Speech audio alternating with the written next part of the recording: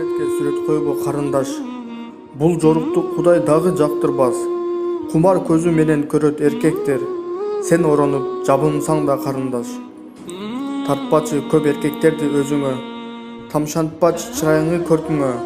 Оронгонуң жакшы бирок, о карындаш, иманыңды бөксөртпө. Эркектер ач карышкыр сыяктуу. Сакал коюп болсо дагы имандуу. Алла Таала табияттан жараткан. Ошондуктан аялдарга кумарлуу.